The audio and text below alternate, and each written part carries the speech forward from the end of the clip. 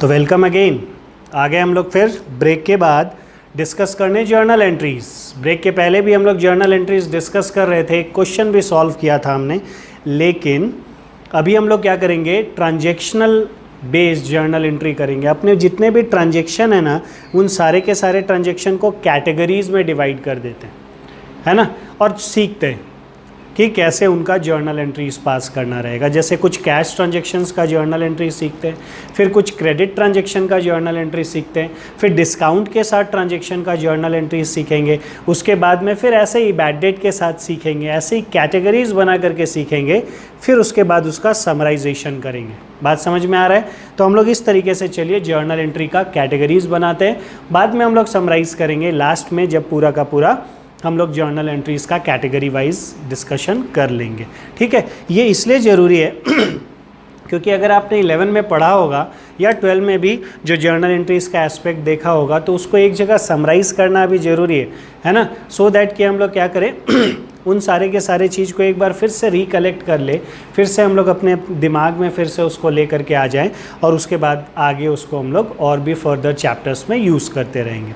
समझ रहे हैं ना? अपने को हड़बड़ाना नहीं है, रादर ढंग से चलना है ना। और इस बीच में जो नया नया वर्ड्स आएगा, नया नया चीज़ आएगा, उसको डिस्कस करते हुए सीखते हुए हम लोग चलेंगे, है ना। हम लोग क्या है, सीखते सीखते आगे बढ़ते हैं और सम्स भी सॉल्व करते हैं। तो चलिए सबसे पहले हम लोग स्टार्ट करते हैं जर्नल एंट्रीज़ में आज अभी कैश ट्रांजेक्शन्स के बारे में। हम लोग कुछ एक कैश ट्रांजेक्शन्स को देखते हैं और उसके हिसाब से जर्नल एंट्रीज़ को कैसे करेंगे वो देखेंगे। Cash transactions.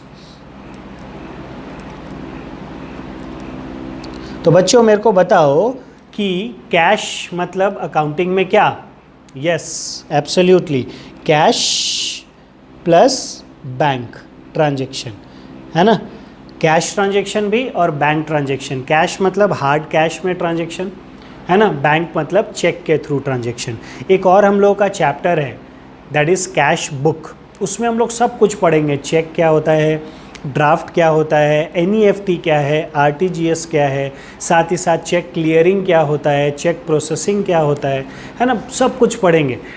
ठीक है, चेक एंड अदर लाइक हम लोगों का जो मॉडर्न डेज़ में है, पेटीएम ट्रांजेक्शन्स क्या क्या है ना, वो कैसे प्रोसेस होता है। तो ये सब के सब ट्रांजेक्शन्स का हम लोग रिकॉर्डिंग भी देखेंगे और उन सब चीज़ को भी समझेंगे। अभी लेकिन हम लोग जर्नल के हिसाब से देख रहे हैं कैश और बैंक ट्रांजैक्शन सिर्फ, है ना।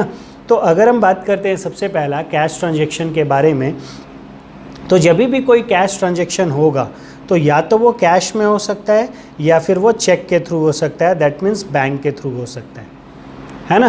फंडा बहुत क्लियर है, बहुत सिंपल है। जब भी कैश आएगा,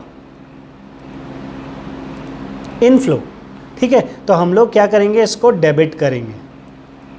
जब भी चेक आएगा हम लोग उसको डेबिट करेंगे, ठीक है। जब भी आउटफ्लो होगा, जाएगा, हम लोग उसको क्रेडिट करेंगे, चाहे वो कैश में जाए, चाहे वो बैंक के थ्रू, आई मीन चेक से हम पेमेंट करें, ठीक है, तो भी हम लोग उसको क्रेडिट करेंगे, है ना। तो हम लोगों का जब चेक का ट्रांजैक्शन होगा, ओके, तो हम लोग क्या करेंगे, जब पैसा आया तो कैश या बैंक को डेबिट और गया तो क्रेडिट। क्यों उसका रीज़न है भाई, कैश क्या है, रियल अकाउंट है। Debit what comes in, credit what goes out. तो इसलिए जब आएगा तो डेबिट करेंगे और जाएगा तो क्रेडिट कर देंगे। बैंक में ऐसा क्यों करेंगे, बैंक में ऐसा क्यों करेंगे? चलिए तो बात करते हैं इसको, बैंक में जल्दी से समझ लेते हैं। आइए, बैंक का फ़्लो कैसे होता है। जैसे अगर हमने बैंक में पैसा डिपॉजिट किया, मान लीजिए ये हमारा एक बैंक है, ठीक है, ये हम लोगों का बैंक है, ओके, हमने यहाँ पर पैसा डिपॉजिट किया, ठीक है, ये हम लोगों का बैंक है, ओके। हाँ, मेरा ड्राइंग बहुत अच्छा है, मेरे को पता है, आपको कमेंट करने का ज़रूरत नहीं है, ओके। चलिए, तो ये एक बैंक है। यहाँ पर जब हम पैसा डालेंगे, हमने कैश डाला, कैश डिपॉजिटेड,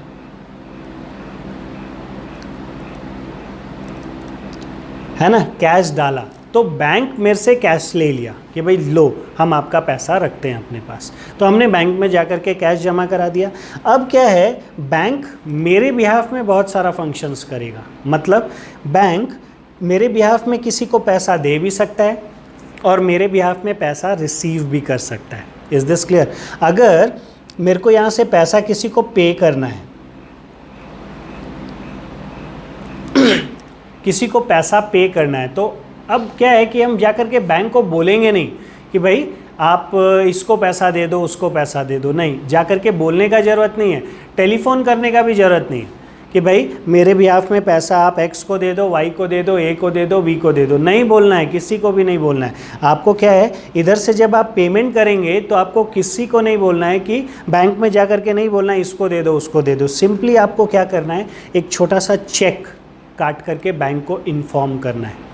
समझ रहे हैं कैसा? वो जो चेक है, ये एक समझ लीजिए चेक है, आप देखे भी होंगे, इसमें लिखा रहता है पे, है ना, और यहाँ लिखा रहता है नाम, जैसे विवेक, है ना, और यहाँ लिखा रहता है अमाउंट इन फिगर्स, और यहाँ लिखा रहता है रुपीज़ इन वर्ड्स, है ना, और इसमें आपने साइन कर दिया। Is this clear? ये साइन है, स्टूडेंट लिखा हुआ है उधर, आप ही साइन किए हैं उसमें। ओके वेल, तो आप क्या किए, आपने ये चेक साइन कर दिया। मान लीजिए आपका अकाउंट है स्टेट बैंक ऑफ इंडिया में, SBI में, ठीक है। ये चेक क्या है? ये चेक बैंक को इंस्ट्रक्शन है। व्हाट? ये चेक बैंक को इंस्ट्रक्शन है। क्या इंस्ट्रक्शन है? कि भाई ये आदमी जिसने साइन किया है, he is instructing the bank कि भाई पे टू विवेक शर्मा कितना रुपया, मान लीजिए ₹1 लाख, है ना। तो क्या होगा, यू हैव इंस्ट्रक्टेड बैंक कि पे विवेक शर्मा ₹1 लाख। बैंक क्या करेगा, बैंक के पास जब ये आएगा तो बैंक विवेक शर्मा को 1 लाख रुपीज़ पे कर देगा। क्यों? हु हैज़ ऑर्डर्ड, आपने ऑर्डर किया है, ठीक है। जो the person who has deposited cash has ordered for a payment, तो आपका पैसा बैंक में पड़ा है, आपने एक चेक काटा, check is nothing but an instruction slip. तो आप बोलेंगे भाई चेक काट करके तो हम किसको देंगे, से हम आपके पास जाते हैं और बोलते हैं आपको कि आप मेरे को 1 लाख रुपया दीजिए। तो हम जब आपके पास जाएंगे और आपको बोलेंगे कि आप मेरे को 1 लाख रुपया दीजिए, तो इन दैट केस आप मेरे को चेक काट करके देंगे, ठीक है। यही चेक काट करके आप मेरे को दे दिए, तो you have given that check to me and now I will take that check to the bank, और फिर जब उसको जमा करेंगे तो it's bank will be in a position to conclude okay ये आप ही दिए होंगे, है ना, ये स्टूडेंट ही दिया है, स्टूडेंट विवेक को दे दिया, विवेक बैंक के पास गया, अब बैंक वाले से पैसा विवेक मांग रहा है और बैंक के पास में ये स्लिप है, तो automatically bank will be able to understand कि भाई हाँ चलो विवेक को पैसा देना है। बोलिए समझ में आया? समझ में आया? नाउ बैंक अब क्या करेगा, बैंक क्या करेगा, ये चेक अपने पास रख लेगा और पैसा निकाल करके विवेक को दे देगा। तो वो हाँ विवेक को दे देगा। तो ये बैंक में किसका अकाउंट है? बैंक में आपका अकाउंट है, स्टूडेंट्स अकाउंट है, ठीक है। तो स्टूडेंट ने बैंक में पहले 1 लाख रुपया जमा कराया। क्लियर? बैंक के पास किसका पैसा है? स्टूडेंट का पैसा है। बैंक के पास स्टूडेंट ने मान लीजिए 1 लाख रुपीज़ जमा कराया, तो बैंक के पास स्टूडेंट का पैसा है 1 लाख रुपीज़। ओके, अब क्या है, बैंक को पे करना है। तो बैंक किसको पे करेगा वो बैंक को नहीं पता। बैंक को कौन इंस्ट्रक्शन देगा? The person who has deposited cash, whose account is that? That is students account. तो student will instruct to the bank. What would be the mode of instruction? Check. Check is the mode. Actually check is only an intimation, only and better say a leaf of instruction.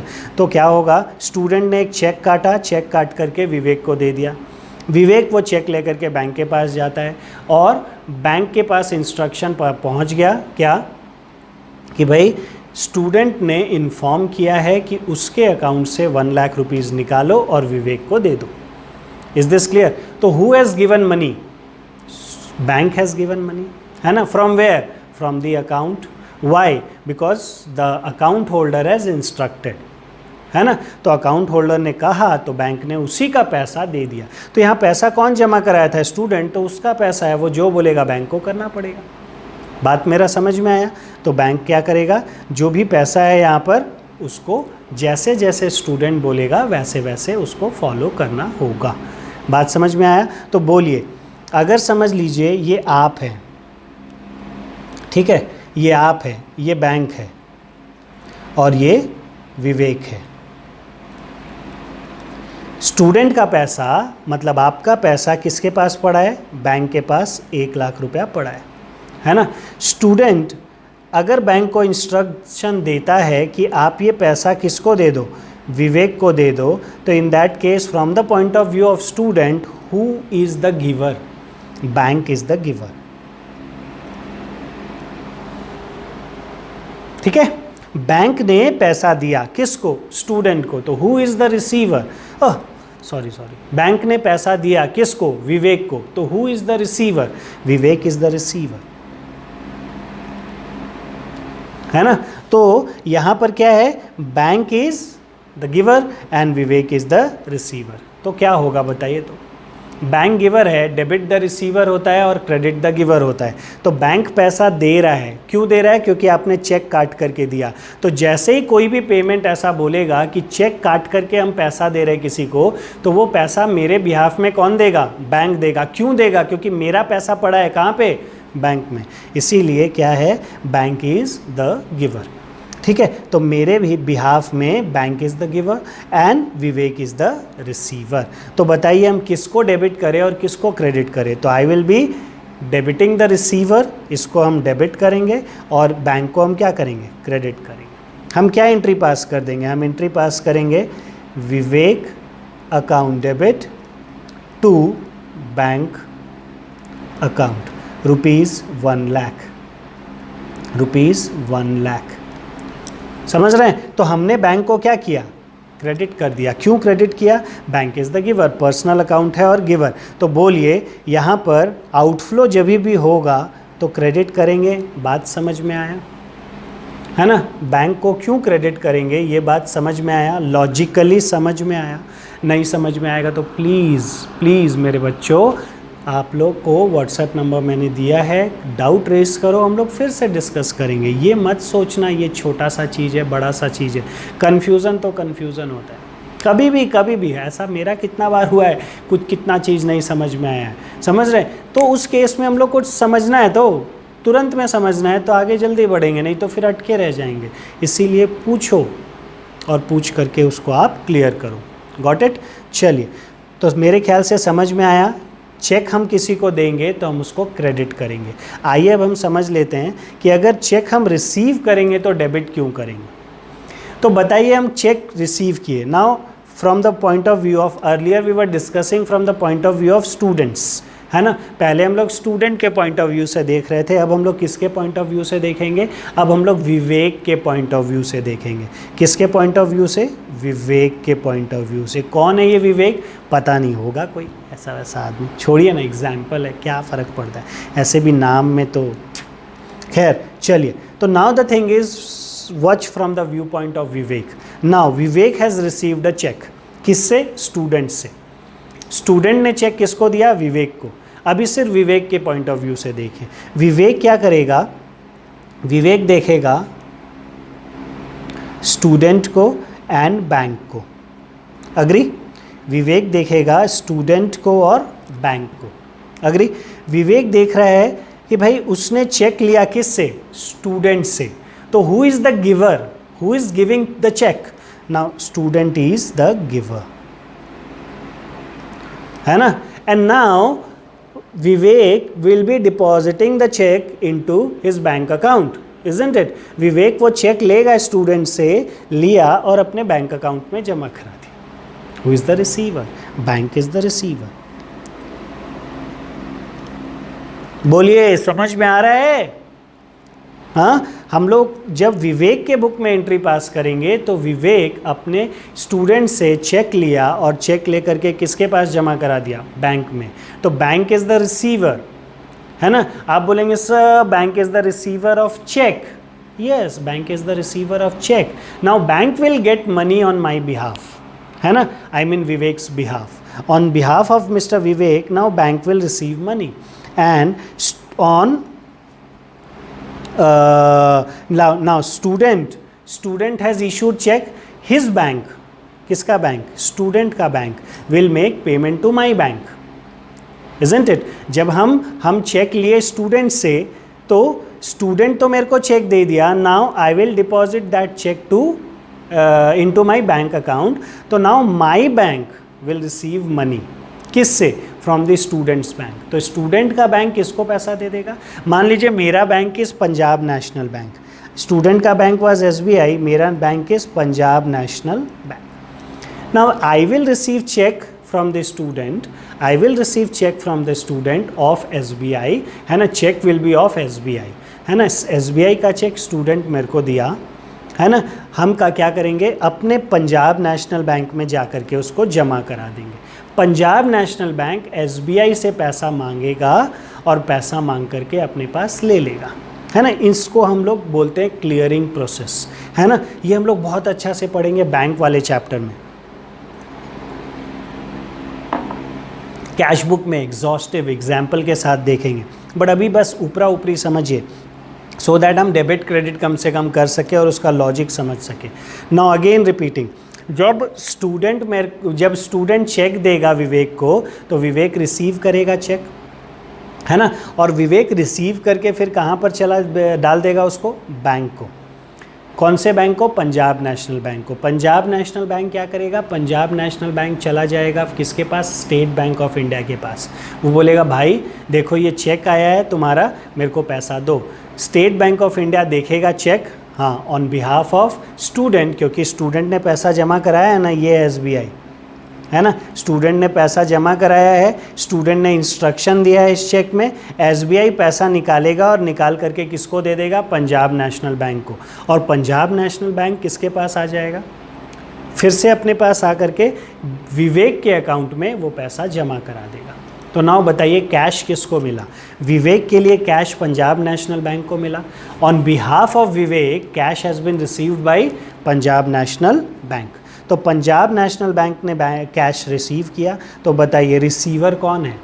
Receiver is the bank, तो debit the receiver. And who has given me check?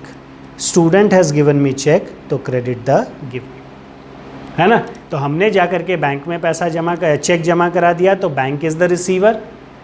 And किसने दिया था मेरे को? Student ने, तो student is the giver. चलिए जल्दी से हम एंट्री पास कर देंगे in the books of Vivek. Now Vivek के लिए bank account debit to student account, ठीक है, ₹1 लाख, ₹1 लाख। बोलिए समझ में आया? Now for Vivek student is the giver, तो credit the giver, and bank is the receiver, debit the receiver. बात समझ में आया? तो बोलिए ये जो डेबिट कर रहे हैं हम बैंक को, जब हम चेक डिपॉजिट करते हैं तो बैंक को डेबिट क्यों करते हैं? Because at that point of time bank is the receiver of check. समझ रहे हैं? आप बोले भाई चेक तो हम रिसीव किए, नहीं, हम रिसीव करके किसको दे दिए? बैंक को दे दिए। तो ultimate receiver is the bank, on my behalf bank will receive money, and if I am issuing check on my behalf ultimately bank will pay money. Is this clear? तो यहाँ पर अल्टीमेट रिकॉर्डिंग हो जा रहा है who is the receiver and who is the giver. तो समझ में आया? तो जब बैंक ट्रांजेक्शन होगा तो किसको डेबिट करना है और किसको क्रेडिट करना है, मेरे ख्याल से क्लियर है। और कैश ट्रांजेक्शन होगा तो कब कैश को डेबिट करना है, कब को कैश को क्रेडिट करना है, वो भी क्लियर होना चाहिए। कैश तो रियल है, आएगा तो डेबिट करो, जाएगा तो क्रेडिट। बैंक में भी वैसा ही, चेक आया डेबिट, चेक गया क्रेडिट, है ना। लेकिन बैंक में रियल अकाउंट नहीं, पर्सनल अकाउंट का फंडा लगता है। ये कैसा अकाउंट है? बैंक आपका पर्सनल अकाउंट है और कैश आपका रियल अकाउंट है। बात समझ में आया, है ना? तो इसको हम लोग पूरा क्लियरिंग सिस्टम को, है ना, प्रोसेसिंग सिस्टम को, सबको अच्छे से देखेंगे अलग चैप्टर में। बट यहाँ पर चलिए 1-2 क्वेश्चंस बनाते हैं जर्नल के लिए, है ना। जल्दी से आइए, हम लोग कुछ एक क्वेश्चंस यहाँ पर सॉल्व करते हैं जर्नल का, और वो भी कैश ट्रांजेक्शन्स का, जल्दी से। तो यहाँ पर एक एग्जाम्पल लेते हैं हम डेट नहीं डाल रहे, ओके। तो बिजनेस स्टार्टेड विथ कैश, ये अमाउंट है in rupees. Business started with cash ₹50,000, है ना।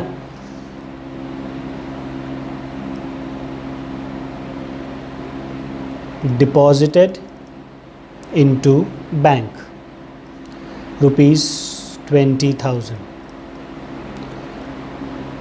Cash purchases, cash purchases, cash sales,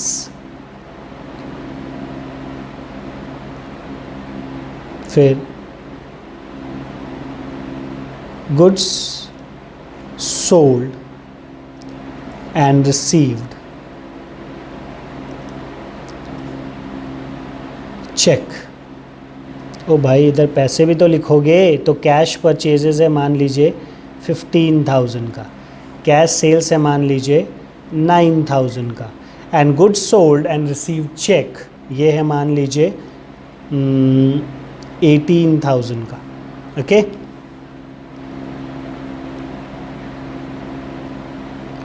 फिर है goods purchased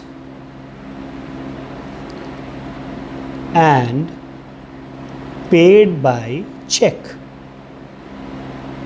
Goods purchased and paid by check. ये है आपका 10,000 का. ठीक है 10,000 का. Now salaries paid in cash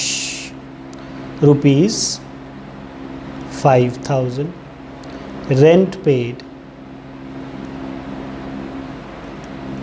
by check ये है ₹6,000 का, है ना.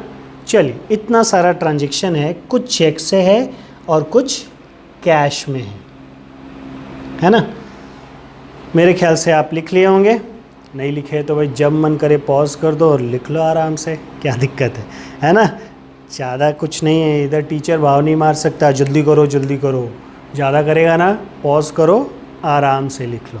खैर मैं किसी भी तरीके से ये नहीं सिखा रहा हूँ, ये मजाक की बात है, अपने से बड़ों का रिस्पेक्ट करना चाहिए, है ना, हमेशा हमेशा और हमेशा. खैर चलिए अगर हम बात करें अब, तो हम जर्नल एंट्री के लिए सबसे पहले देखेंगे डेट, यहाँ तो है ही नहीं फिर भी लिख लिया, पर्टिकुलर्स है ना, उसके बाद लेजर फोलियो, फिर amount in rupees and amount in rupees. One is for debit and second is for credit. तो next one is credit and the first one is debit.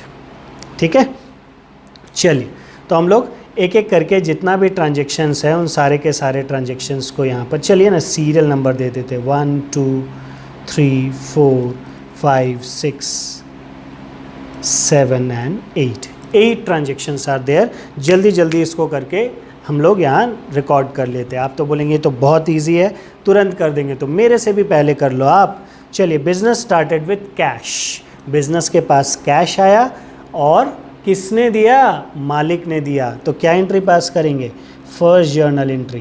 Cash आया, कैश को debit करो, cash account debit. To what, किसने दिया, मालिक ने दिया. कौन है मालिक, पता नहीं कौन. एक रिप्रेजेंटेटिव पर्सनल अकाउंट खोल देंगे. नाम नहीं पता है तो क्या बोलेंगे उसको, कैपिटल. मालिक का जो है उसको नाम अकाउंट रहता है कैपिटल. तो in that case it is cash account debit to capital. सही है, चलो very good. Cash to capital कर लिए हम लोग. फर्स्ट एंट्री नहीं, कंप्लीट नहीं हुआ बाबा. नरेशन कौन लिखेगा, नरेशन आएंगे चाचा जी लिखने के लिए, है ना. आपको लिखना है नरेशन, नहीं लिखे ना नरेशन तो मार्क्स कटेगा, ध्यान रखिएगा. ओके तो इसलिए नरेशन सीरियसली लिखना है. Being business started with cash. कोई ऐसा कुछ याद करने का ज़रूरत नहीं है, जो भी है आपका जो ट्रांजैक्शन हुआ है बस बीइंग से स्टार्ट होना चाहिए, नरेशन पूरा लिख दो. हो गया, ये फर्स्ट एंट्री हमने पास कर दी. ठीक है जल्दी से. डिपॉजिटेड इनटू बैंक, तो हमने पैसा बैंक में डिपॉजिट कराया. तो bank is the receiver and मेरे पास से कैश इज गोइंग आउट, तो bank is the receiver, debit the receiver.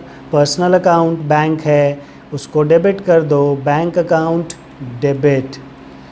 और हमने बैंक में जब डाला तो क्या डाला, हमने बैंक में कैश डाला, कैश डाला तो मेरे पास से कैश गया, और अगर मेरे पास से कैश गया तो क्रेडिट व्हाट गोज आउट, तो कैश अकाउंट कितना रुपया, that is ₹20,000,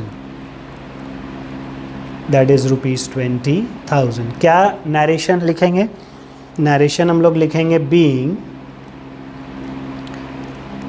cash deposited into bank, being cash deposited into bank, है ना, being cash deposited into bank।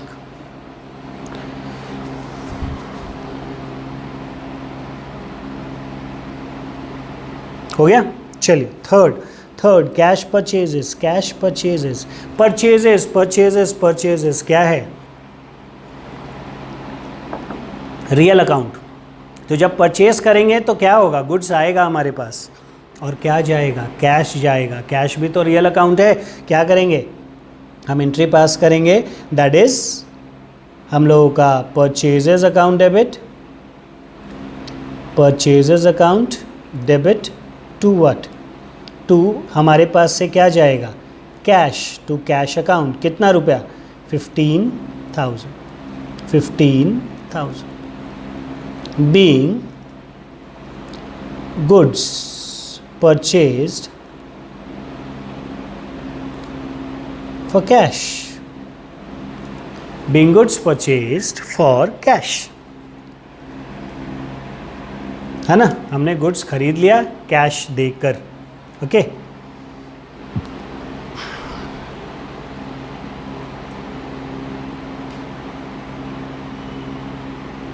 हो गया, चलिए थर्ड है कैश सेल्स, नहीं फोर्थ है कैश सेल्स। तो हमारा कैश सेल्स है 9,000 रुपीज़ का, तो सेल करेंगे गुड्स, मेरे पास से गुड्स जाएगा और मेरे पास कैश आएगा। गुड्स जा रहा है, कैश आ रहा है, तो जब गुड्स जा रहा है, बेच रहे हैं ना, तो सेल्स करेंगे, और कैश आ रहा है तो कैश को डेबिट करेंगे। ये तो सीख ही चुके हैं भाई, cash account debit to what, to sales account. Rupees कितना 9,000, rupees 9,000 being goods sold for cash, हमने गुड्स बेच दिया कैश में, है ना, being goods sold for cash. हो गया फोर्थ नंबर भी। अब फिफ्थ एंट्री, ओके। आपको अगर थोड़ा सा तेज़ लगे कोई दिक्कत नहीं, मेरे को तो लग रहा है आप पहले सॉल्व किए होंगे, है ना। खैर अगर फिर भी तेज़ लग रहा है तो आप पॉज करके चलिए, ये नहीं कि बिना पॉज किए हुए जाएंगे। एक एक को ख़त्म करते हुए चलिए, ख़त्म हो जाए फिर आगे। Fifth, goods sold and received check. ओ, कैश नहीं मिला इस बार, क्या मिला, चेक मिला, चेक मिला, चेक मिला। तो चेक मिला तो हम क्या करेंगे, चेक रिसीव करेंगे, रिसीव करके फिर बैंक के पास जाएंगे और बैंक के पास उसको जा करके जमा करा देंगे। तो who is the ultimate receiver of cash, now bank will receive cash on my behalf. तो जब चेक मिलेगा तो we will be assuming as if पैसा किसने लिया, मिला हम लोगों को चेक है, बट पैसा किसने लिया, बैंक ने लिया, क्योंकि हम लोग चेक लेकर के बैंक के पास जाएंगे और जमा करा देंगे।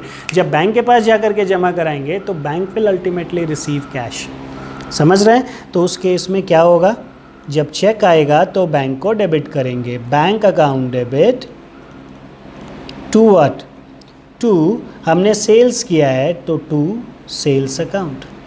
रुपीज़ कितना, 18,000, रुपीज़ 18,000। बात समझ में आया। तो जब चेक से हम लोग बेचेंगे तो बैंक को डेबिट या क्रेडिट करेंगे, पैसा आएगा तो हमेशा डेबिट ही होना है, चाहे कैश या बैंक कुछ भी हो, ठीक है। चलो, being goods sold and received money by check. ठीक है, हमें पैसे मिल गए, लेकिन कैसे मिले? चेक से। चलिए, हो गया, 5th ट्रांजेक्शन भी हो गया। Now 6th transaction, goods purchased and paid by check. हमने अभी चेक से पैसे दिए, तो चेक से पैसे दिए तो मेरे बिहाफ में एक्चुअली पैसे कौन देगा? बैंक देगा। तो in that case bank is giver, that is why हम बैंक को क्रेडिट करेंगे। Is this clear? ठीक है, तो हम यहाँ पर कर रहे हैं, चलिए I am changing the colour so that आप कंफ्यूज ना हो। आइए हम लोग अब यहाँ पर चलते हैं 6th नंबर। ओके, तो यहाँ पर अपने गुड्स खरीदे हैं, तो इस केस में क्या होगा? Purchases, purchases account debit. हमने गुड्स खरीदा तो परचेजेस, क्योंकि गुड्स तो मेरे पास आया, तो गुड्स जब आता है, खरीदते हैं, तो हम लोग बोलते हैं परचेजेस को डेबिट, क्योंकि परचेजेस ही उसका रिप्रेजेंटेटिव है, और जाएगा तो सेल्स को क्रेडिट। यानी कि गुड्स जा रहा है, हम लोग बेच रहे हैं, इसलिए सेल्स को क्रेडिट कर रहे हैं। ठीक है, तो परचेजेस अकाउंट डेबिट टू क्या हुआ? चेक से पेमेंट किया। अगर कैश में करते तो टू कैश करते, चेक से करेंगे तो टू बैंक करेंगे। Being goods purchased and paid by check, paid by check. कितना? ये है 10,000। कितना है? 10,000। 10,000। एक हो गया डेबिट, एक हो गया क्रेडिट। Got it? चलिए, वेरी नाइस। अभी 7th एंट्री, हमने सैलरी पे किया कैश में। आप मेरे को बताइए क्या करेंगे? सैलरी क्या है? एक्सपेंस है। एक्सपेंस है नॉमिनल अकाउंट। नॉमिनल अकाउंट को क्या करते हैं? Debit all expenses and losses, credit all income and gains. तो एक्सपेंस है, एक्सपेंस को डेबिट करते हैं, तो एक्सपेंस में सैलरी को हम क्या करेंगे? डेबिट। और पे किए हम कैश, तो कैश तो गया है, कैश जब जाता है तो क्रेडिट करते हैं, तो salary account debit to cash कर देंगे हम। क्लियर है? सिंपल है ये तो। इसके बाद वाला पढ़ते हैं। ठीक है, रेंट पेड बाय चेक। हमने चेक से रेंट का पेमेंट किया, तो अगर हम लोग चेक से रेंट का पेमेंट करेंगे तो रेंट पेड बाय चेक है। Rent is an expense, expense को डेबिट करते हैं, तो रेंट को भी डेबिट कर देंगे। एंड पे किससे किए? पे किए चेक से, चेक से पेमेंट किए तो बैंक को क्रेडिट कर देंगे। Is this clear? तो हम लोग क्या करेंगे यहाँ पर? 7th नंबर एंट्री हम एक साथ पास कर रहे हैं, नहीं अलग अलग करते हैं। चलिए 7th नंबर एंट्री करते हैं। Salaries account debit, salaries account debit to what? To cash. Salaries to cash 5,000 rupees, 5,000 rupees. being salary paid in cash, being salary paid in cash. Last entry, rent paid by check. क्या करेंगे भाई? Rent is also an expense, है ना? तो चलिए 8th number entry, rent account debit to what? Rent account debit to bank account, rent account debit to bank account. जब भी check से पैसा पेमेंट करेंगे तो बैंक को करेंगे, कैश में करेंगे तो कैश को करेंगे। भाई फंडा दोनों का एक ही है, आया तो डेबिट, गया तो क्रेडिट, है ना? लॉजिक समझ चुके हैं, नेचर वाइज भी समझ चुके हैं, गोल्डन रूल भी अप्लाई कर चुके हैं। Is this clear? तो मेरे ख्याल से दिक्कत नहीं होना चाहिए। हो तो है ना यार, मैं हूँ ना। पूछो पूछो पूछो। क्या लिखेंगे नरेशन?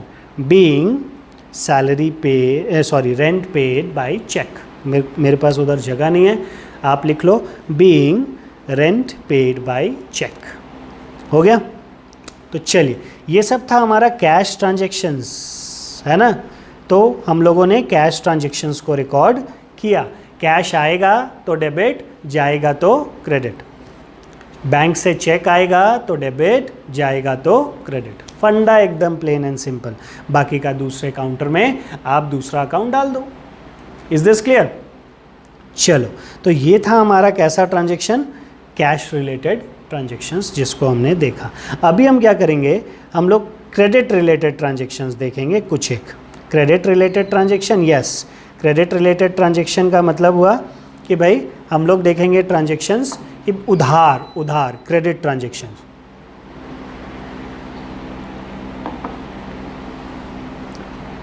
इसके ऊपर आपको क्वेश्चन होमवर्क भी रहेगा, ऐसा नहीं इधर ही कर लिए, इधर बहुत सारे ऐसे क्वेश्चन नंबर 2 हम लोग बनाए थे, है ना। उसके बाद फिर और भी है क्वेश्चंस, वो मैं अब जाते समय दूंगा आज आप लोगों को होमवर्क के तौर पर। Is this clear? चलिए आइए क्रेडिट ट्रांजेक्शन का बात करते हैं और उसके बाद आगे बढ़ेंगे हम लोग, है ना। आइए क्रेडिट ट्रांजेक्शंस।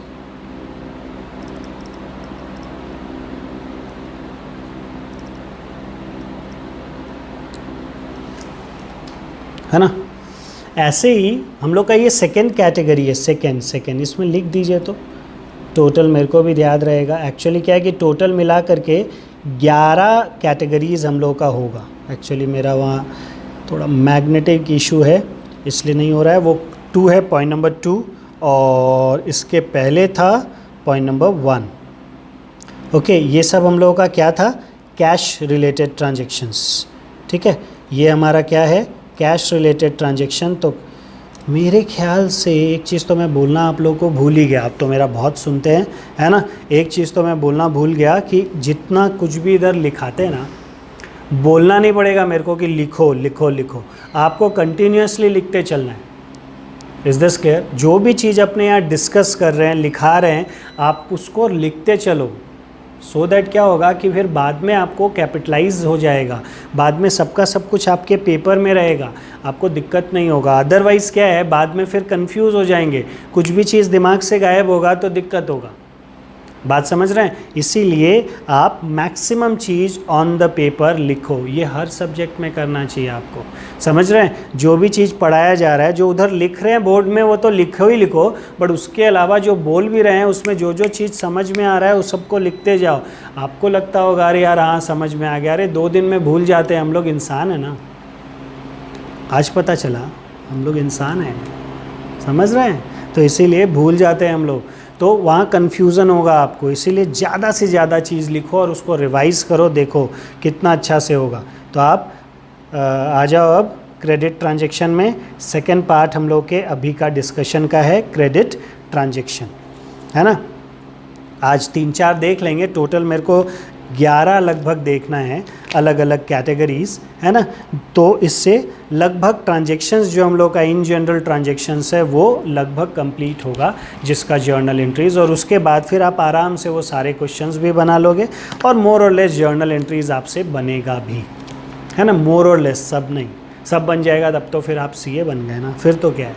तो धीरे धीरे होगा भाई, बस इससे अपना कम से कम रियल, नॉमिनल, पर्सनल, ये सब का जो फंडा है वो थोड़ा क्लियर हो जाएगा। ठीक है, चलो आगे बढ़ते हैं हम लोग। Credit transactions. क्रेडिट ट्रांजेक्शन मतलब क्रेडिट में गुड्स खरीदा, क्रेडिट में गुड्स बेचा, है ना।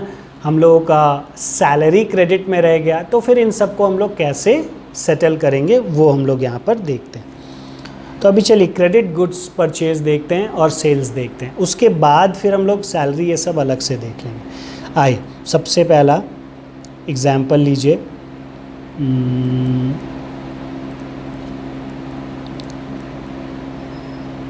Purchase goods of ₹15,000 from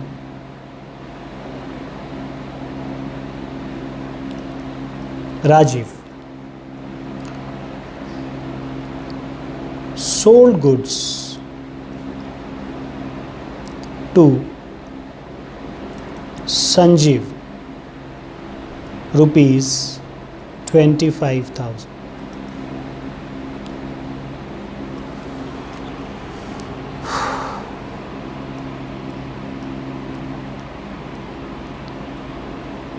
Received from Sanjeev, ₹25,000. and paid to Rajiv rupees 15,000। ठीक है, तो ये 4 ट्रांजेक्शन्स है जिसको हम लोग अभी देखते हैं। इसके बाद फिर कैश बैंक ये सब डाल करके 1-2 और ट्रांजेक्शन देखेंगे, तो 1-2 और एग्जांपल्स देखेंगे। तो सबसे पहला परचेज़ किया हमने गुड्स राजीव से, कितने रुपए का? 15,000 रुपये का। तो 15,000 रुपये का गुड्स अगर हमने राजीव से परचेज़ किया है तो इन दैट केस परचेजेस तो परचेजेस है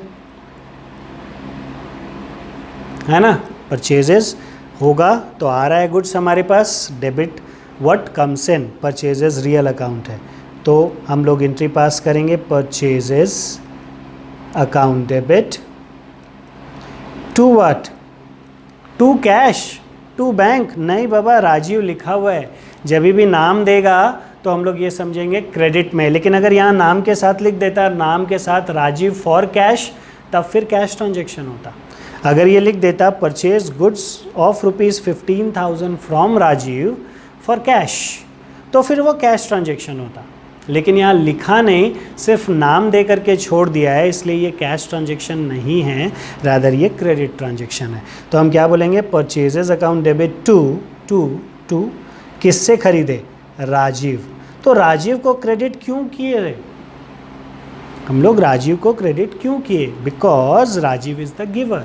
राजीव ने क्या किया? हमें गुड्स दिया, तो राजीव इज अ गिवर, और हम लोग गुड्स खरीदे हैं, है कि नहीं? तो हमारे पास गुड्स आया, debit what comes in, and Rajeev is the giver, क्योंकि गुड्स किसने दिया? राजीव ने दिया हम लोगों को, इसलिए राजीव को क्रेडिट कर दिए। तो being goods purchased from Rajiv in credit.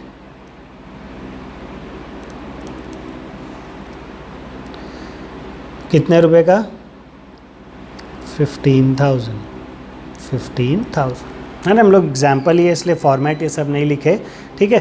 Purchases account debit to Rajeev 15,000, got it. चलिए अभी गुड्स बेचे, किसको? संजीव को। तो अगर हम लोगों ने संजीव को गुड्स बेचा है तो Sanjeev is the receiver of goods, है ना।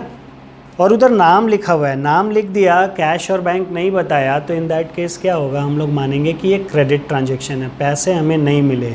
तो हम क्या बोलेंगे? हम ये बोलेंगे कि हमने गुड्स बेचा संजीव को, तो Sanjeev is receiver of the goods, तो संजीव को डेबिट कर दीजिए। Sanjeev account debit to what? To sales account. Sanjeev account debit to sales account. कितना रुपया? 25,000। संजीव टू सेल्स, है ना। कैश में हम लोग गुड्स नहीं बेचे हैं, हम लोग क्रेडिट में गुड्स बेचे हैं। हम लोग पहले भी डिस्कस कर चुके हैं कि कब आदमी का नाम याद रखना है हम लोगों को। हम लोगों को कब पर्सन का नाम याद रखना है? जब हम लोग का क्रेडिट ट्रांजेक्शन होगा। जब कैश ट्रांजेक्शन होगा तो हम लोग को पर्सन से कोई मतलब नहीं है, हम लोग पर्सन का नाम को नहीं ध्यान देंगे, ठीक है। हम लोग सिर्फ क्रेडिट ट्रांजेक्शन में पर्सन का नाम को ध्यान देंगे। तो हम लोग का यहाँ पर पर्सन का नाम दिया हुआ है और कैश ट्रांजेक्शन नहीं है, इसलिए हम लोग पर्सन का नाम को कंसिडर करेंगे। तो हम लोग क्या कर रहे हैं? संजीव टू सेल्स, क्या बोलेंगे? Being goods sold to Sanjeev on credit. Being goods sold to Sanjeev on credit. हम लोगों ने क्रेडिट में गुड्स बेच दिया, किसको? संजीव को।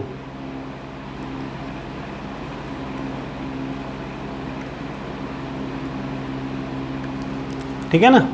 आइए अब क्या है? Received from Sanjeev ₹25,000। कुछ नहीं बोला कैश में मिला या चेक से मिला, ऐसा कुछ नहीं बोला। आप अपने मन से कुछ भी डाल सकते हो, कैश भी डाल सकते हो, चेक भी डाल सकते हो, मतलब बैंक भी डाल सकते हो, कुछ बोला नहीं है। तो हम लोग कैश अभी डाल रहे हैं, ठीक है, कि भाई संजीव ने हमें कैश दिया। क्यों दिया भाई 25,000 संजीव कैश? क्योंकि पहले वो गुड्स खरीदा था ना मेरे से, उस दिन नहीं दिया था, बाद में दिया। तो संजीव ने हमें 25,000 रुपीज़ का बाद में पेमेंट किया। तो पेमेंट किया तो पैसे हमारे पास आए, क्या आया? कैश आया मेरे पास, हम यहाँ लिख रहे हैं, हम कोरिलेट कर सके इससे, ठीक है। तो यहाँ पर cash account debit to what, to who is giving, Sanjeev account. Why have we credited Sanjeev? Because Sanjeev is the giver. Sanjeev पैसा दे रहा है यहाँ पर, तो संजीव इज द गिवर। तो हम क्या करेंगे, संजीव को क्रेडिट कर देंगे। तो being cash received from Sanjeev, कितना रुपया, 25,000, 25,000। Being cash received from Sanjeev ₹25,000। समझ रहे हैं? चलिए, उसके बाद का क्या है, पेड टू राजीव ₹15,000। हमने राजीव को पे किया, तो who is the receiver, Rajiv is the receiver. Debit the receiver, Rajiv account debit to what, to क्या गया मेरे पास से, कैश गया। Rajiv account debit to cash, मेरे पास से कैश चला गया। तो इन दैट केस क्या होगा, कितना रुपया कैश गया, 15,000। क्यों पेमेंट किया हमने राजीव को, क्योंकि हमने पहले उससे गुड्स खरीद रखा था, इसीलिए राजीव को पे किया, है ना। तो Rajiv to cash being cash paid to Rajiv, है ना। Being cash paid to Rajiv, Rajiv को हमने कैश पे कर दिया, being cash paid to Rajiv. बात समझ में आया? चलिए, वेरी गुड, वेरी गुड, ठीक है ना। तो हमारा परचेजेस किए क्रेडिट में, बाद में पे कर दिए, सेल्स किए क्रेडिट में, बाद में रिसीव कर लिया। क्लियर है? तो ये क्रेडिट ट्रांजेक्शन हुआ। आइए एक दो और क्रेडिट ट्रांजेक्शन्स हम लोग देखते हैं।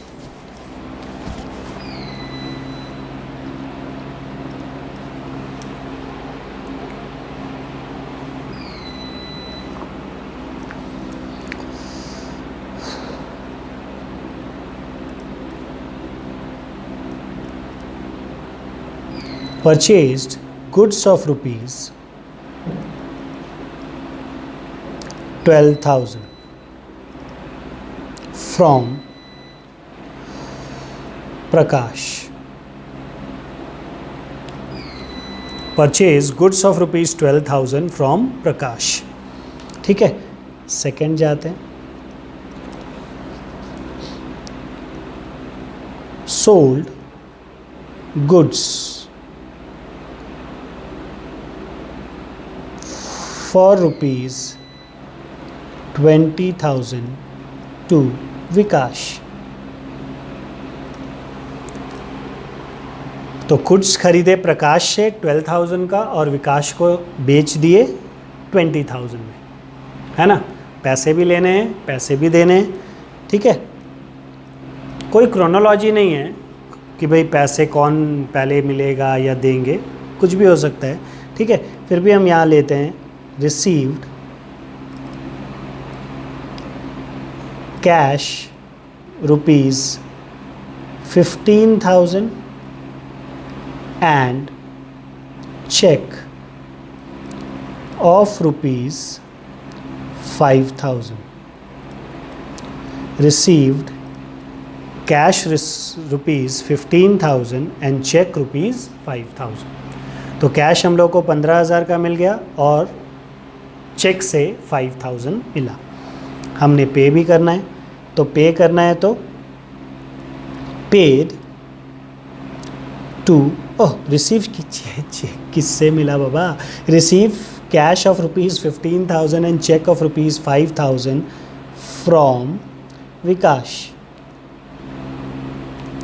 फ्रॉम विकास। विकास से हम लोग को ये मिला है, ठीक है ना। विकास से हम लोग को मिल गया कितना रुपया, 15 और 5 20,000। वही अब हम लोग अगर बात करते हैं तो next one that is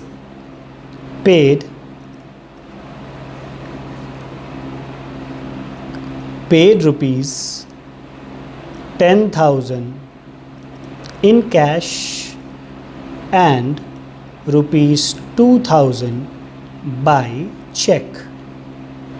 to Prakash, to Prakash, है ना। चलिए ये 4 एंट्रीज है, इसको हम लोग जल्दी से रिकॉर्ड कर लेते हैं। परचेज किए, फिर सेल किए, कुछ कैश रिसीव हुआ, कुछ कैश पे किए, है ना। तो आइए जल्दी से इसको हम लोग रिकॉर्ड कर लेते हैं। ठीक है, तो जर्नल के लिए तो सबसे पहले डेट होता है, फिर लेते हैं पर्टिकुलर्स, फिर लेते हैं लेजर फोलियो, फिर लेते हैं डेबिट और फिर लेते हैं क्रेडिट। दोनों में अमाउंट आ जाता है इन रुपीस और ये भी आ जाता है अमाउंट इन रुपीस। ठीक है ना, तो ये सारा का सारा चीज़ हम लोगों का उधर है। Got it? ठीक है ना। नाउ सबसे पहला अगर हम बात करते हैं तो फर्स्ट एंट्री, तो फर्स्ट एंट्री है परचेज गुड्स ऑफ ₹12,000 फ्रॉम प्रकाश। प्रकाश से हमने गुड्स खरीदा, कितने का? 12,000 का। तो हम क्या एंट्री पास करेंगे? Purchases account debit to what? किससे खरीदे? प्रकाश से, तो प्रकाश अकाउंट। ठीक है, कितने रुपए का? 12,000 का। कितने का? 12,000 का। आप बोलेंगे सर इतना जल्दी जल्दी कर दिए, मेरे को तो समझ में ही नहीं आया। आओ भाई समझ लेते हैं। सबसे पहला गुड्स खरीदेंगे, परचेजेस। परचेजेस क्या है? गुड्स आया मेरे पास, रियल अकाउंट है। ठीक है, डेबिट व्हाट कम्स इन, तो परचेजेस क्या हुआ? मेरा डेबिट हो जाएगा। And debit what comes in? Purchases 12,000। Clear है। उसके बाद फिर किसने दिया? किससे खरीदे? प्रकाश से। उधार में खरीदे तो प्रकाश का नाम रेलिवेंट है, कैश में खरीदते तो कोई मतलब नहीं था। तो इस केस में प्रकाश का नाम देना होगा। प्रकाश इज़ अ पर्सन। बताइए प्रकाश से गुड्स मिल रहा, प्रकाश गिवर है कि रिसीवर है? Prakash is giver of the goods, है ना। Prakash is giving us goods, हम लोग तो रिसीव किए, प्रकाश दिया है तो प्रकाश इज़ द गिवर, तो क्रेडिट द गिवर। हमने प्रकाश को क्रेडिट कर दिया। बात समझ में आया? चलिए नरेशन लिख देते हैं। बीइंग परचेज्ड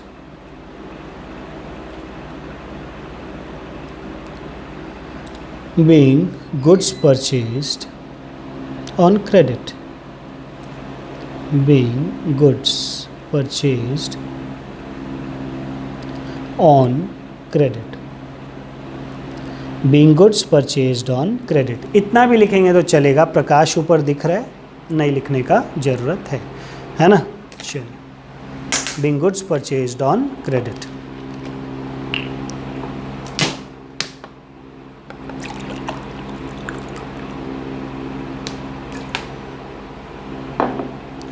नेक्स्ट ट्रांजेक्शन क्या है आपका?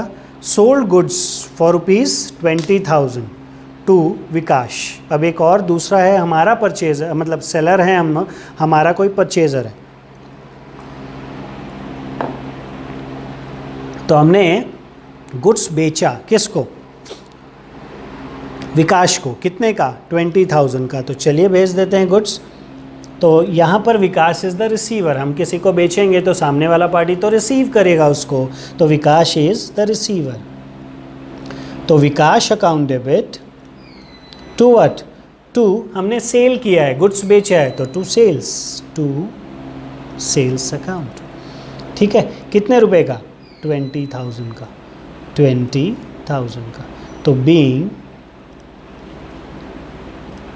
गुड्स सोल्ड ऑन क्रेडिट, है ना। Being goods sold on credit, हमने क्रेडिट में गुड्स को बेच दिया। ठीक है, चलिए ये ट्रांजैक्शन भी हो गया, वेरी गुड। अब चलते हैं थर्ड ट्रांजैक्शन में। क्या है वो? Received cash ₹15,000 and cheque of ₹5,000 from Vikash. Actually Vikash से we were expecting 20,000, he paid 20,000 but 5,000 in the form of cash and remaining 5,000 by check. Clear है? तो आइए इसको भी रिकॉर्ड कर लेते हैं। पैसे आएंगे ना भाई, डेबिट करना है। क्लियर है? कैश में आया तो कैश को डेबिट करना है, कैश अकाउंट डेबिट, और चेक से आएगा तो बैंक को डेबिट करना है, बैंक अकाउंट डेबिट। ज़्यादा और ज्ञान अभी तुरंत हम लोग डिस्कस किए, बैंक का फंडा है ना। तो कौन दिया? विकास इज द गिवर, है ना। Cash account debit, bank account debit to Vikas, Vikas is the giver. Cash कितना? 15,000, बैंक कितना?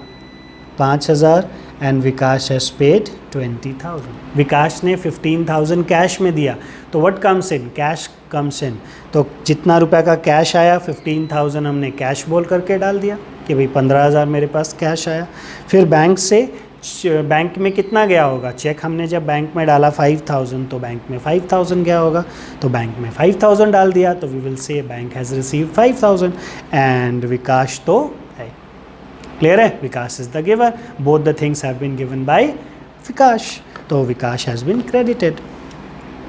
तो आइए अब हम लोग लिखेंगे यहाँ पर being received cash and check from Vikash. Received cash and check from Vikash. Received cash and check from Vikash. हो गया?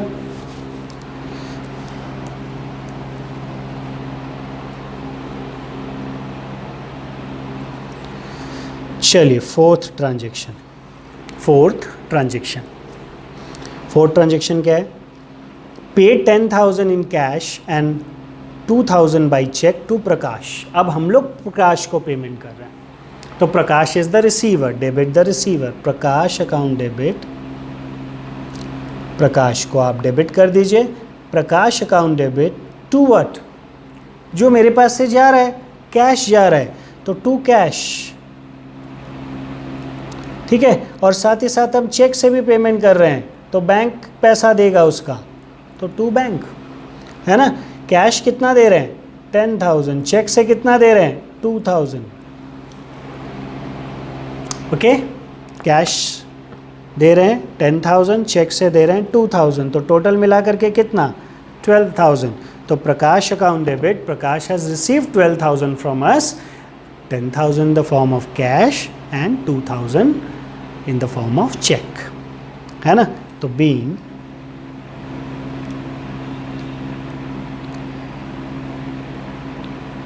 paid to Prakash by check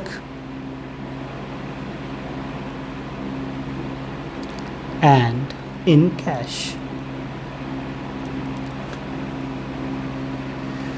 check and in cash. बात समझ में आ रहा है? तो ये है क्रेडिट ट्रांजैक्शन, उधार में कोई गुड्स खरीदे या बेचे। हाँ, आउटस्टैंडिंग भी होगा, उसको अलग कैटेगरी में देख लेते हैं, पहले इसी को हम लोग कंप्लीट कर लेते हैं। इसमें थोड़ा सा और भी कुछ बचा है, उसको भी अभी हम लोग देख लेते हैं, तुरंत में ख़त्म हो जाएगा, है ना। हो गया ये? चलिए, तो कैश ट्रांजैक्शन हम लोग देखे, क्रेडिट ट्रांजैक्शन हम लोग देखे। अब हम लोग जाएंगे डिस्काउंट और बैड डेट को लेकर के। किसको लेकर के? डिस्काउंट एंड बैड डेट, ठीक है। चलिए आज हम लोग उसको भी देख लेते हैं, डिस्काउंट और बैड डेट को।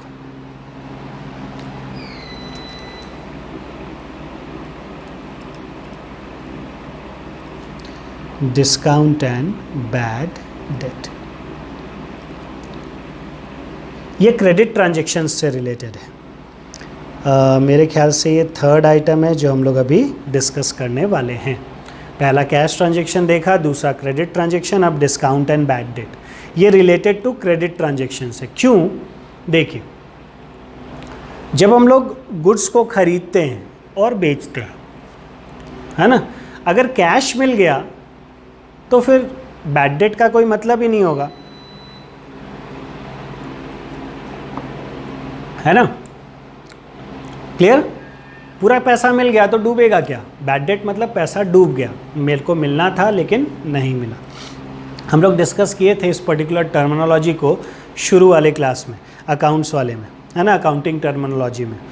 डिस्काउंट होता है निगोशिएशन बेस्ड, कि भाई मेरे को इतना रुपया देना है, नहीं हम जल्दी दे रहे हैं, ऐसा है वैसा है, ये कुछ करके डिस्काउंट। तो चलिए पहले हम लोग डिस्काउंट को समझते हैं। आइए पहले हम लोग डिस्काउंट को समझते हैं, और ये भी हम लोग अभी डिस्काउंट का बात कर रहे हैं, कैश डिस्काउंट, है ना।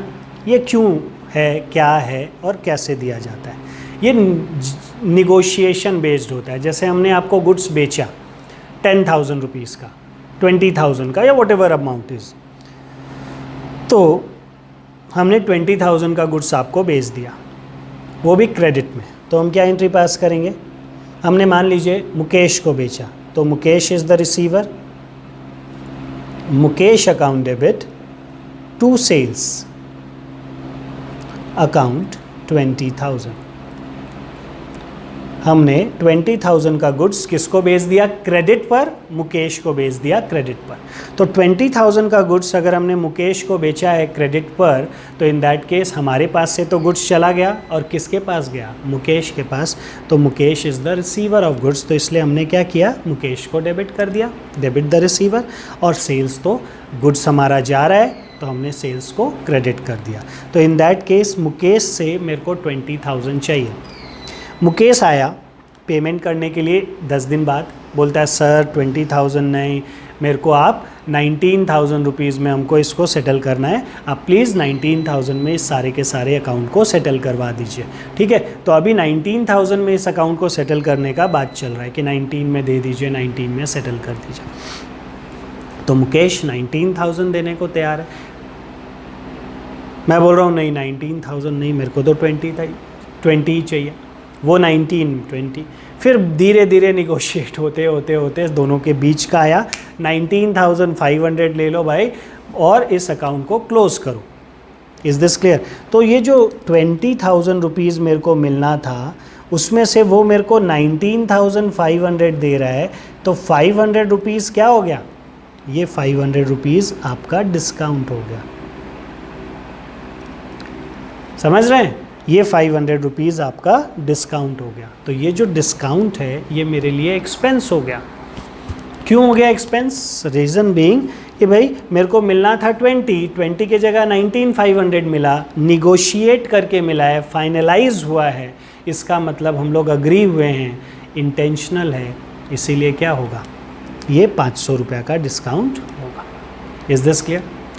अगर उसको डिस्काउंट नहीं देते तो वो क्या बोलता, वो लटका देता, ठीक है भैया अभी मेरे पास पैसा नहीं है, बाद में देंगे, ऐसा है वैसा है। मेरे को टाइम से पैसा भी तो चाहिए, और एग्री, नहीं तो बिज़नेस कैसे करेंगे, बिना पैसे के फिर बिज़नेस नहीं होगा। तो टाइम से पैसे भी तो चाहिए। तो जब टाइम से पैसा चाहिए तो हम लोगों को पैसा का ज़रूरत है, तो पैसा लेने के लिए हम लोग उसको क्या करेंगे, एक तरीके से इंसेंटिव देंगे। किसको, मुकेश को, है ना, कि भाई चलो ठीक है तुम जल्दी दे रहे हो तो चलो 500 रुपया हम तुमको कम कर देते हैं, नहीं तो फिर 500 कम क्यों करेंगे, राइट। तो अगर कोई जल्दी पेमेंट कर देता है तो हम लोग क्या करते हैं, उसको डिस्काउंट देते हैं, निगोशिएट करके इसको निकालते हैं, है ना। कभी कभी तो कोई बदमाशी ही करता है, कभी कभी तो कोई बदमाशी ही करता है कि नहीं देंगे जाओ, फिर उसको समझा बुझा करके थोड़ा बहुत जो निकलता है वो ले लेते हैं, बाकी का डिस्काउंट हो जाता है, इज़न्ट इट। बाकी का निगोशिएट करके उससे क्या करते हैं, डिस्काउंट कर देते हैं। तो ये होता है डिस्काउंट। डिस्काउंट हमेशा निगोशिएशन पर बेस्ड होता है। ये निगोशिएशन 2-3 तरीके से हो सकता है। सबसे पहला एक होता है कि भाई आप जल्दी पेमेंट कर दो, एक होता है कि आप जल्दी पेमेंट कर दो तो हम आपको कुछ ना कुछ डिस्काउंट देंगे, एक रीज़न होता है, ठीक है। दूसरा रीज़न होता है आप पेमेंट तो करो, चलो थोड़ा डिस्काउंट ले लो। तो ये सब रीज़न्स क्या हुआ, पैसे तो आए, मेन इंटेंशन क्या है, डिस्काउंट देने का, चलो थोड़ा डिस्काउंट दे दो तो क्या होगा, तो जल्दी पैसे आएंगे। Is this clear. तो that is the main intention behind giving discount, कि भाई we will collect money fast, है ना, we will collect money early, तो इसलिए हम लोग क्या करते हैं, डिस्काउंट देते हैं। Is this clear. तो ये इंटेंशनल हुआ तो एक्सपेंस हो गया, इज़ दिस क्लियर? तो हम लोग यहाँ पर 500 रुपीज़ डिस्काउंट अलाउ कर दिए मुकेश को, तो डिस्काउंट हमारे लिए क्या हुआ? एक्सपेंस हुआ, तो debit all expenses, discount allowed, account debit 500 rupees. हमने डिस्काउंट दिया किसको? मुकेश को, तो डिस्काउंट अलाउड डेबिट हमारे लिए एक्सपेंस हो गया।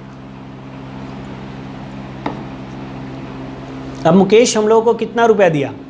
19,500, तो कैश अकाउंट डेबिट 19,500। और मुकेश से लेना कितना था? मुकेश से लेना था हम लोगों को 20,000।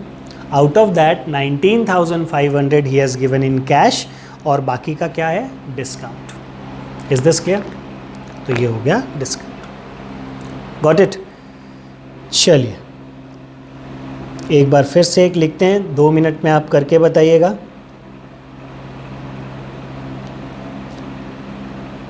सोल्ड गुड्स for rupees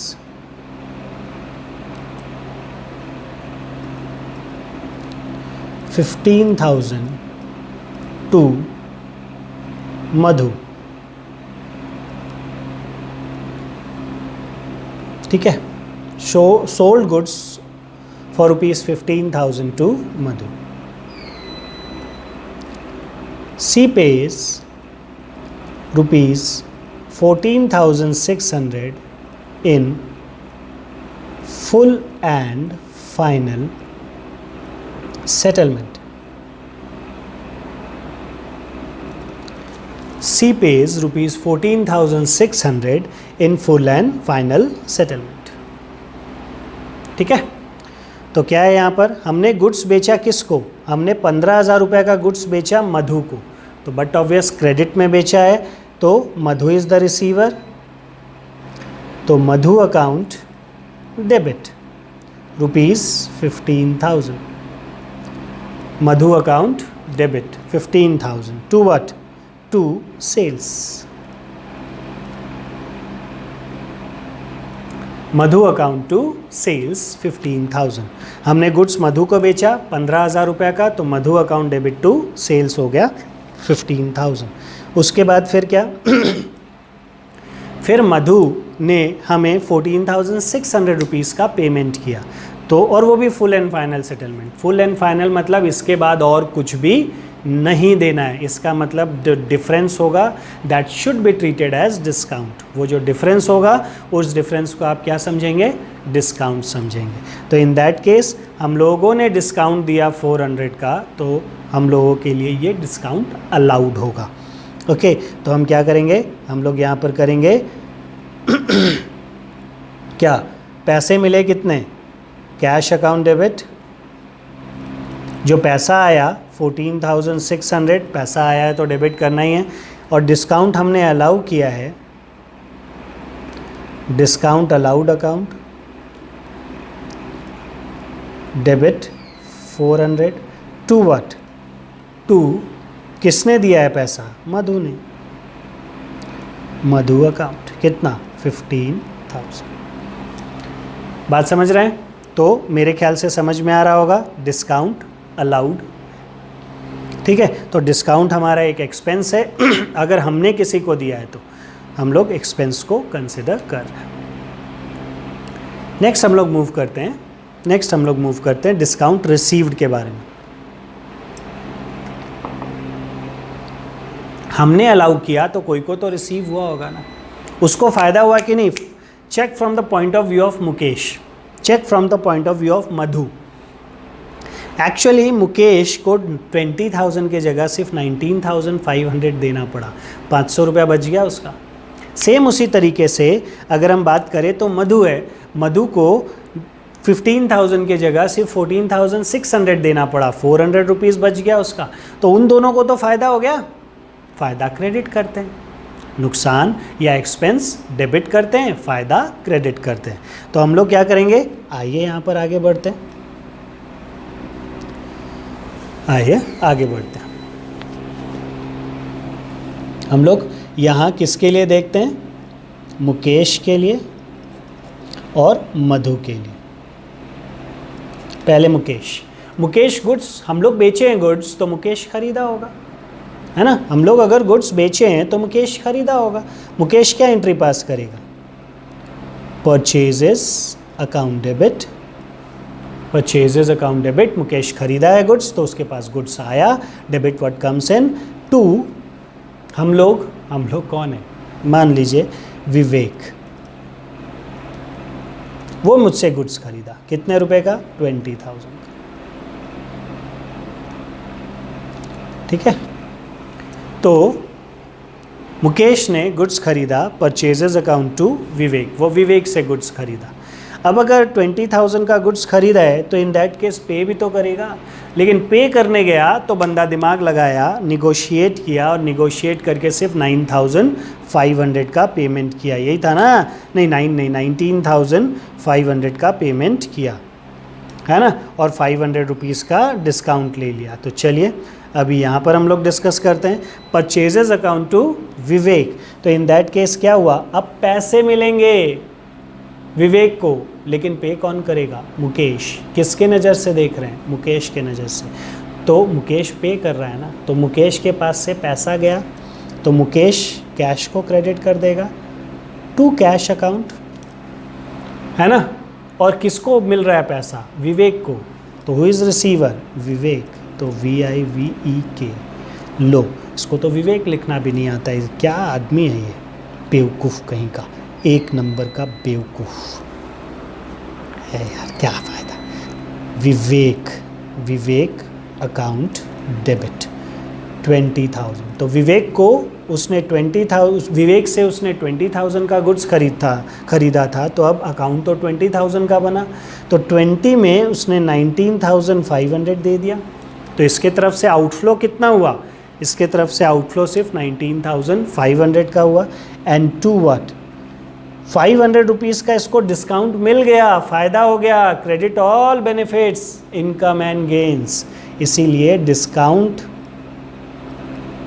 इसको मिल गया।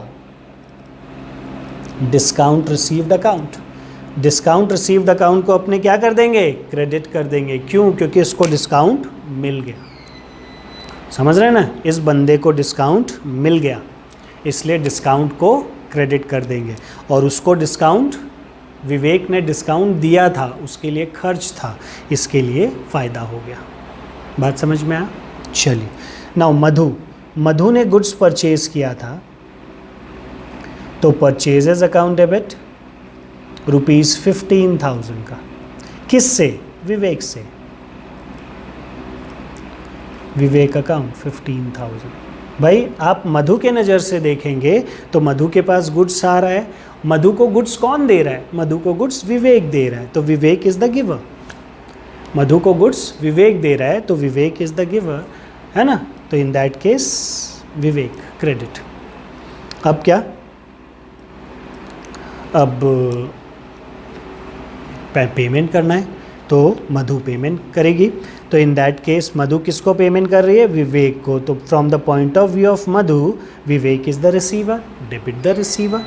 ठीक है, तो पेमेंट तो करना है तो कैश जाएगा। कैश से भी कर सकते हैं, चेक से भी कर सकते हैं, कुछ नहीं दिया ना तो क्या कर रहे हैं? कैश बैंक कुछ भी ले सकते हैं, तो अपने कैश ले रहे हैं। तो विवेक अकाउंट डेबिट टू कैश कितना रुपया देना? तो था 15,000, लेकिन हमने विवेक को दिया 15,000 नहीं 14,600, है ना। तो हमारे पास से, I mean from the point of view of Madhu के पास से कितना रुपया गया? 14,600। तो मधु का 400 रुपीज़ बच गया ना। तो मधु के लिए ये क्या हो गया? डिस्काउंट। अलाउड नहीं, रिसीव, डिस्काउंट रिसीव्ड। क्यों? क्योंकि इसको फ़ायदा हुआ है, इसको डिस्काउंट मिला है। This is discount received, discount received. बात समझ में आया? तो डिस्काउंट रिसीव्ड, गॉट इट? चलिए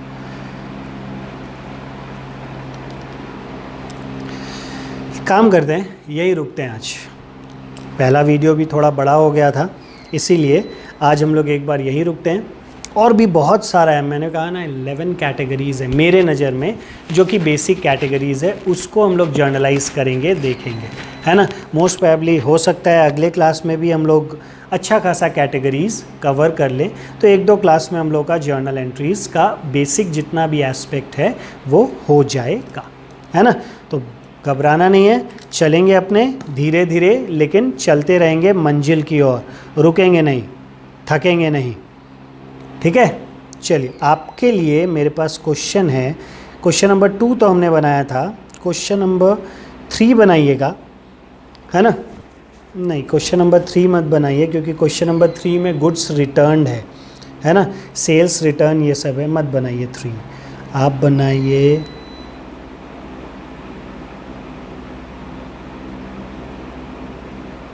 4 बनाइए, क्वेश्चन नंबर 4,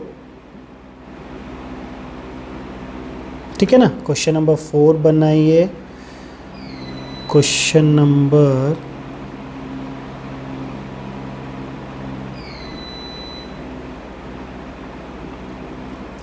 5 भी बनाइए। 5 का जनवरी 30 का एक जो है ना, वो हम लोग डिस्कस नहीं किए हैं। Goods return by Ramesh, cost ₹8,000, है ना।